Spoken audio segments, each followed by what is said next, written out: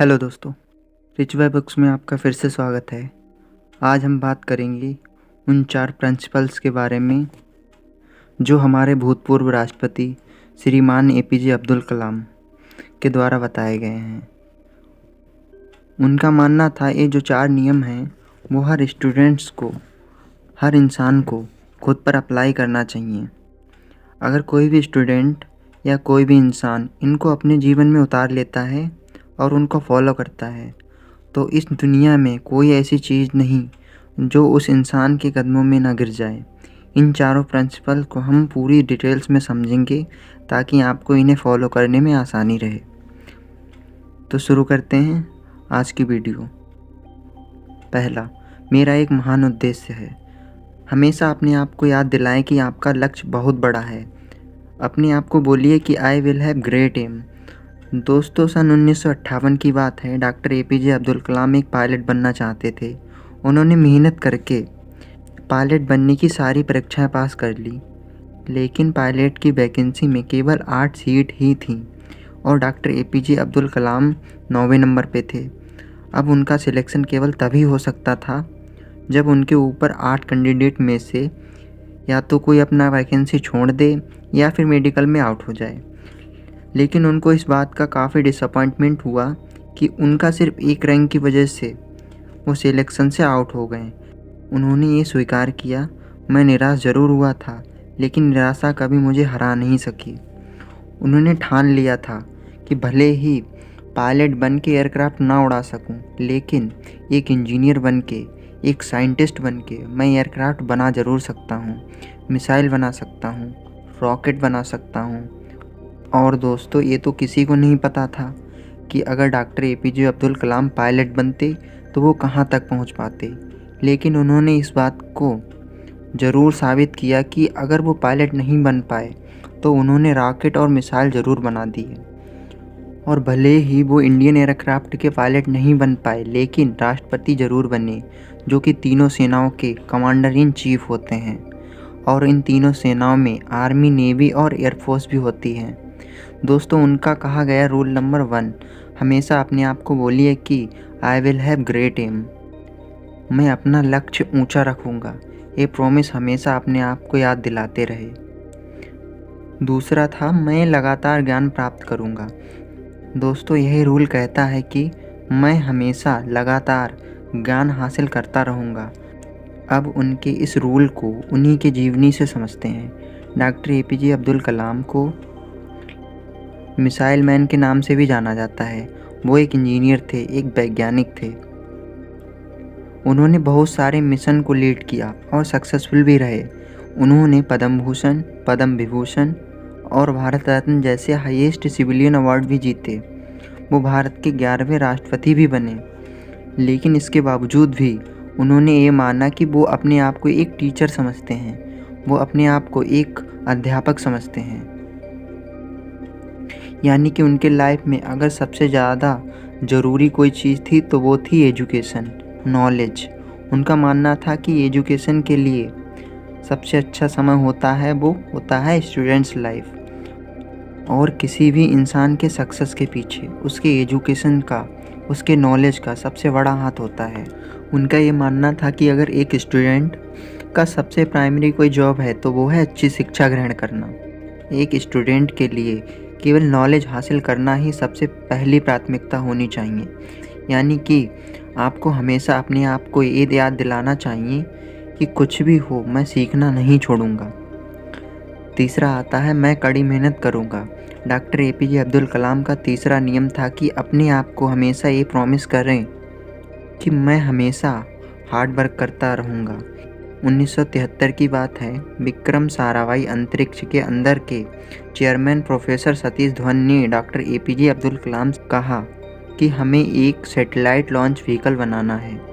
यानी कि एक ऐसा रॉकेट जिसमें हम सैटेलाइट रख करके उसको हम अंतरिक्ष में भेज सकें।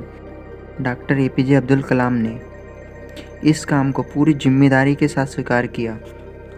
वो इस मिशन व प्रोजेक्ट के डायरेक्टर थे, यानी कि पूरी टीम को उनके नीचे काम करना था। उनके नीचे 1000 से भी ज़्यादा दूसरे इंजीनियर थे और करीब 10,000 वर्कर थे। इनके अलावा भी ऐसे कई सारे लोग थे जो इनडायरेक्टली इस मिशन से जुड़े हुए थे। इनकी बड़ी टीम को 6 साल का वक्त लगा प्रोजेक्ट शुरू करने से लेकर लॉन्च करने के दिन तक। 17 अगस्त 1979 इस तारीख को सैटेलाइट लॉन्चर का टेस्ट होना था। लॉन्च के 8 मिनट पहले सारा कंट्रोल कंप्यूटर के हाथों में दे दिया गया, लेकिन उसी वक्त एक चेतावनी आई कि लॉन्चिंग में कुछ दिक्कत है। लॉन्च के ठीक 4 मिनट पहले डायग्नोस किया गया कि कुछ लीक्स है, लेकिन उनकी टीम के जो एक्सपर्ट थे उनकी ये राय थी कि लीक्स के बावजूद भी रॉकेट में इतना सफिशिएंट ऑक्सीडाइज़र है कि वो अपना लॉन्च जारी रख सकते हैं। और मिशन लेटर होने की वजह से डॉक्टर कलाम को ये डिसीजन लेना पड़ा कि वो रॉकेट को लॉन्च करेंगे, लेकिन लॉन्च के कुछ मिनट बाद ही वो रॉकेट पृथ्वी की कक्षा में ना जाकर बंगाल की खाड़ी में जाकर गिर गया। 6 साल की मेहनत, हज़ारों लोगों के कई लाखों वर्किंग आवर, जनता का पैसा और मिशन 2 मिनट में फेल हो गए। लेकिन जैसा कि doctor APJ Abdul Kalam rule number 3 में बताते हैं कि हमेशा अपने आप को याद दिलाते रहें कि आप कड़ी मेहनत करते रहेंगे। ठीक उसी नियम का अनुसरण करके डॉक्टर एपीजे अब्दुल कलाम अपनी टीम के साथ 1 साल और कड़ी मेहनत करी और प्रोजेक्ट के शुरू होने के 7 साल बाद आखिरकार उन्होंने साबित करके दिखाया कि कड़ी मेहनत आपकी असफलता को सफलता में बदल सकती है। यानी कि आप हमेशा अपने आप से कहते रहें, I will do hard work. चौथा आता है, मैं दृढ़ और सफल रहूँगा।